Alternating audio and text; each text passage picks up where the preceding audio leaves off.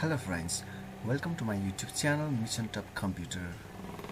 In this video, I'm going to show you how to make column chart in Microsoft Excel 2016. Now, let's start the video.